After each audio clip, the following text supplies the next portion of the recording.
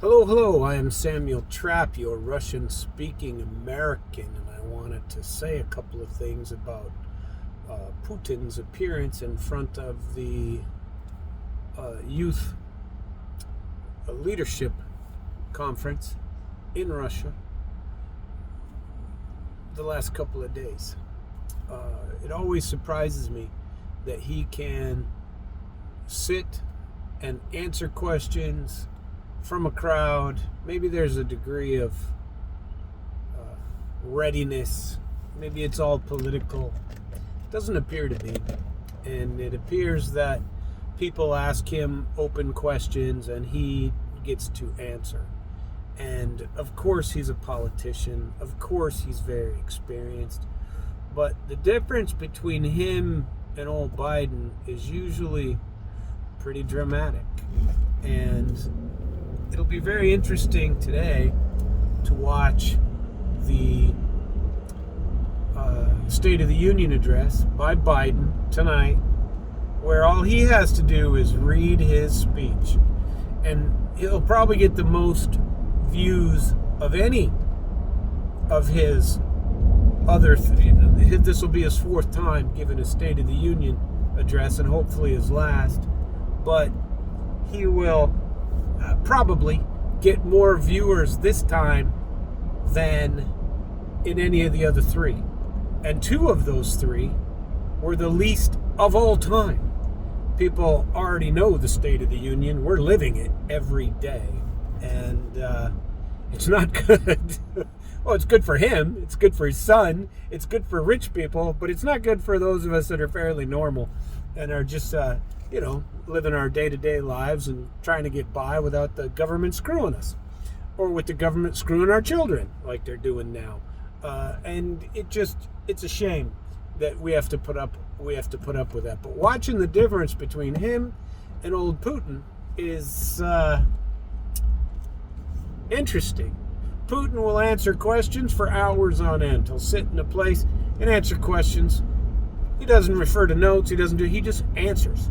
And you can do that when you know the answers, or when you speak in the truth, or when you're the one making the decisions. Biden can't do that. And watching him tonight read a speech will be extremely interesting, because most of us are just waiting for him to say something stupid, because he always does. Or he'll go off the script, and that's even worse. And his handlers aren't going to like that. And it's really a shame to think that a president has to have handlers. And I guarantee you that Donald Trump doesn't have handlers.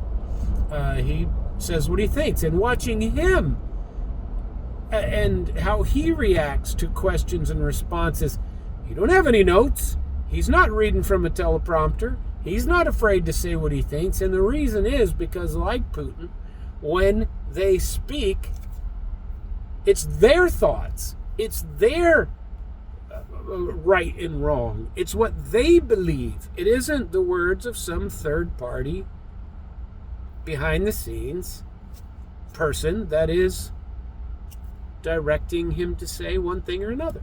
It's not true of Putin, and it sure as hell isn't true of Donald Trump. Just for that purpose, I think a lot of Americans would prefer to see Trump in office, because nobody knows who the hell's really running the country. But I swear most of us believe that it sure as hell isn't Joe Biden. And that's unfortunate. I mean, the guy's not been all that bright for years anyway. And now he's not that bright, and it's clear that he's not the one making the decisions. And we didn't elect somebody else. Well, I didn't elect him anyway, but don't go thinking that I was totally for Trump, because if Trump would have just kept his mouth shut half the time, I used to think, if he wasn't so interested in insulting people and in putting them in their place, he might be better off and might not make so many enemies. And if lately, if you've been watching him, that guy is focused, and he's gotten a million times better. I can't tell you. You can go back and look through my podcast if you want. I got years of them.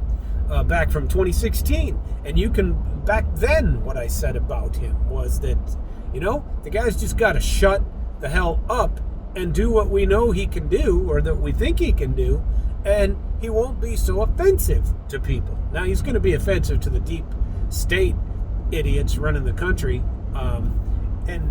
and he's always going to be offensive to the deep media idiots that have nothing but to keep the same gravy trains rolling that have been rolling for years.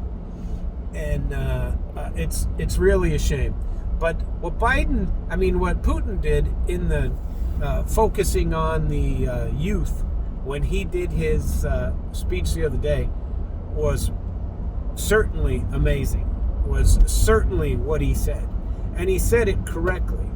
He said, and this isn't a total accurate quote, but in principle, what he said was that looking forward, these youth need to look at ways to create cooperation and make the next step, and that some of the largest losses were of the West were because they still live in the past and are trying to keep alive the status quo of being a one superpower, and that's not good. We don't want one superpower. Nobody wants that. Got to hear a sheriff go past very quickly. Must be an accident. Another sheriff going past. At any rate, I've spoken too long, and I'm sorry for the ending of this, a bit disjointed. But if you want to get in touch with me, you want to buy real estate in Florida, Missouri, check out my website, samueltrapp.com. If you wish to speak with me or send me emails, samtrapp1@gmail.com.